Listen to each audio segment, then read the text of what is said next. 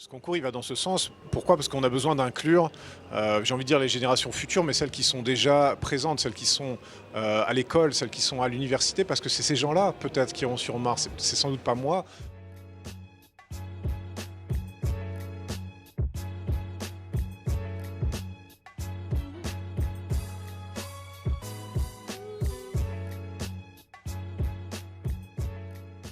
Ce concours, ce qu'il a d'original, c'est qu'on peut vraiment réaliser concrètement une expérience dans l'espace. Notre projet Groot, c'est une plante qui va pousser dans l'espace.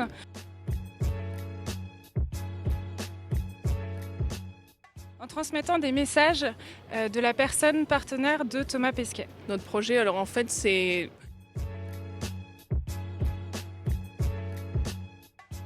de représenter en 3 dimensions les ondes de notre quotidien. Et le but, c'est d'intégrer 3 expériences dans une seule grosse expérience qui pourrait ainsi être envoyée dans l'espace. C'est amener une rose dans l'ISS.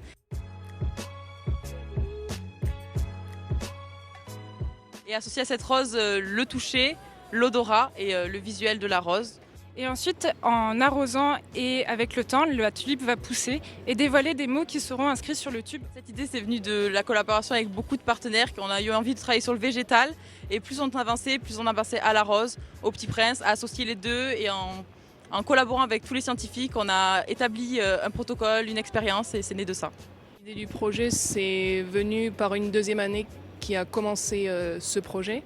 Le déclic, d'où est venue cette idée, c'est qu'on avait différentes idées par rapport au lien entre l'ISS et la famille en fait, ou alors la personne vraiment qui était concernée par la personne qui allait dans l'ISS, qui allait vraiment lui manquer. Et donc on est parti sur différents points de vue et on s'est rendu compte que les plantes en fait ça apportait beaucoup de bénéfices psychologiques aux spationautes qui sont dans l'ISS parce que ça leur permet de s'occuper d'autres choses un peu moins techniques, un peu plus humains, c'est la rappel la Terre. Donc c'est quelque chose de beaucoup plus intéressant, un peu plus intime et qui a des avantages psychologiques pour eux au sein de la station.